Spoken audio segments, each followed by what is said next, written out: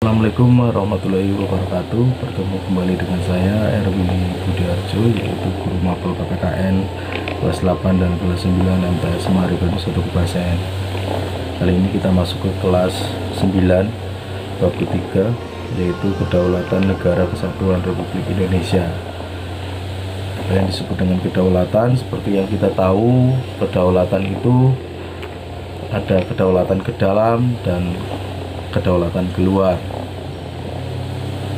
Apa yang disebut dengan kedaulatan ke dalam? Adapun kedaulatan ke dalam Indonesia yaitu memuat dalam Undang-Undang NRI tahun 1945 di antara lain sebagai berikut. 1. Melindungi segenap bangsa Indonesia dan seluruh tumpah darah Indonesia. Itu yang pertama. Kalau yang kedua, memajukan kesejahteraan umum. Dan yang ketiga, mencerdaskan kehidupan bangsa. Itu hakikat teori kedaulatan atau teori kedaulatan ke dalam. Adapun teori kedaulatan keluar atau hubungan dengan negara lain, Indonesia dalam Undang-Undang NRI tahun 1945 antara lain sebagai berikut.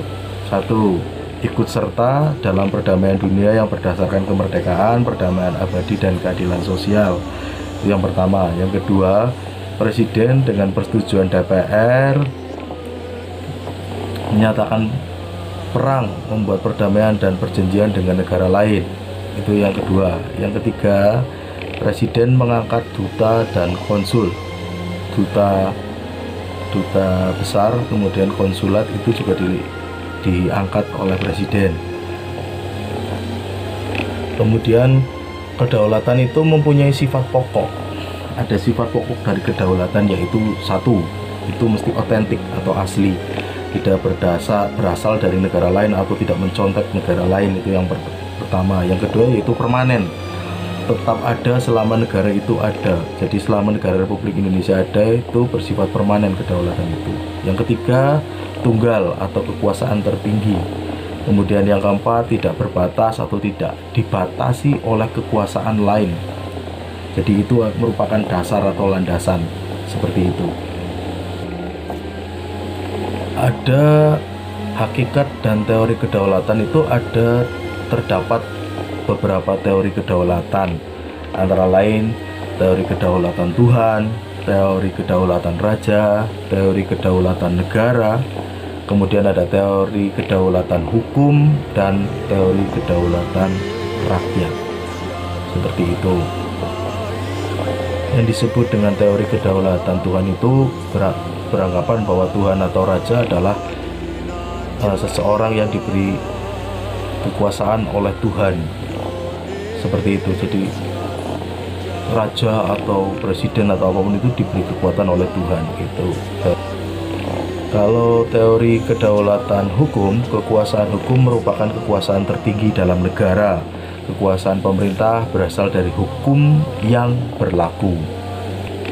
Kalau teori kedaulatan rakyat, yaitu rakyat sebagai pemegang kekuasaan tertinggi memberikan sebagian hak-haknya kepada penguasa untuk kepentingan bersama. Ini seperti yang dianut oleh Republik Indonesia ya, seperti itu.